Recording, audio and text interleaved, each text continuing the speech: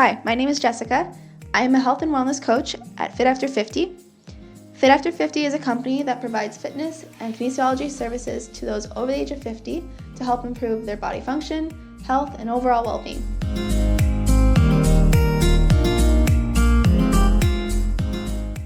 The topic of this podcast is centered around communication. Think about what communication means to you and what it means to be an effective communicator. Throughout this podcast, I will talk about the different forms of communication, how it's manifested differently in different individuals, and offer strategies to help improve your current communication so that it's more effective within your everyday life interactions.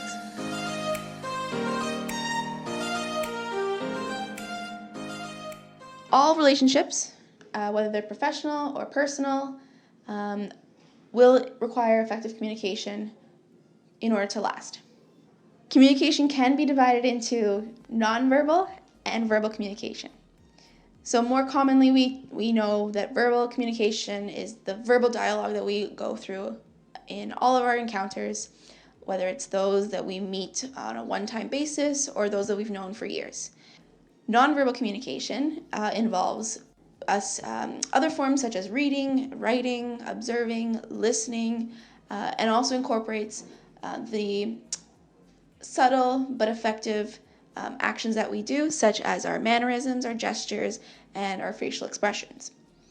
These will work in conjunction with the verbal dialogue that we communicate with others. So what do you think the most powerful form of nonverbal communication is?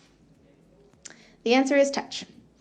Physical touch allows us to better express our care and support for one another by making it a clearer message of what we're trying to allow the other person to know. Touch is often associated with warm and positive emotions, which will lead to more positive and effective interactions and relationships. Consistent research has shown that touch is important for maintaining optimal health and well-being in both humans and animals. The messages and meanings that we try to convey will be much louder and much more effective with our nonverbal as opposed to our verbal dialogue. So this relates to the common expression that we hear, actions speak louder than words. The sense of touch also helps us to recognize and be aware of our surroundings and how we are in tune with how we're feeling, what we internalize from those sources, etc., etc. Not only are there different forms of communication, but there are also different ways in which we manifest and express our feelings. The main difference we see is among gender. So men and women do communicate in different ways. For example, when experiencing stress, women tend to be more open and they will be more vocal about their feelings. They will open up, and the process of talking out loud will allow them to relieve the stress, the tension, frustration, anger that they're feeling. On the other hand, men tend to be more closed off, and they may suppress their emotions. They may even ignore or deny the issues that they're going through, which this can have undesirable impacts on how they're feeling, but also how those around them are feeling. So therefore, it is important to consider these differences in order to better communicate with those you know and are planning to meet for the first time. This will help to maintain more positive as well as stable relationships.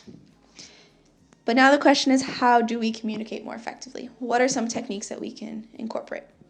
I will briefly explain three strategies that you can implement in your everyday lives. The first is called empathetic listening. Basically, this is the art of talking less and listening more. The art of listening in general is one form of communication that we as humans are less proficient at and can continue to improve on. Empathetic listening is most successful when the discussion that you're talking about is strongly tied to one's emotions. This form of listening involves avoiding passing judgment on the person that you're listening to, and making sure that you create a solid atmosphere of trust. This way they'll feel that they are genuinely cared for and that you're there for them. The second strategy is reflective listening.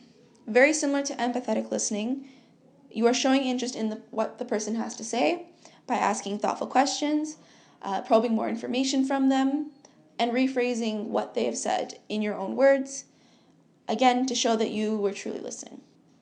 The third strategy is getting into the habit of reflective journaling. So this is really good practice for improving our nonverbal communication skills in the form of writing. So as you record your daily thoughts and behaviors, you will start to notice the words that you choose to select, as well as the overall tone of your voice, and see, is it more of a positive tone, more negative tone? We hope it's more positive, and that you start to receive more insights of your preferred communication style. So how you are more comfortable in certain settings or with certain people, realizing what you excel at in terms of your communication, as well as where there's areas to improve. And the last thing I would like to leave you with is a quote that summarizes this topic. It says that words are free, but it's how you use them that may cost you. So take a chance and try a few of these strategies and see how it improves your communication skills. Thank you for listening.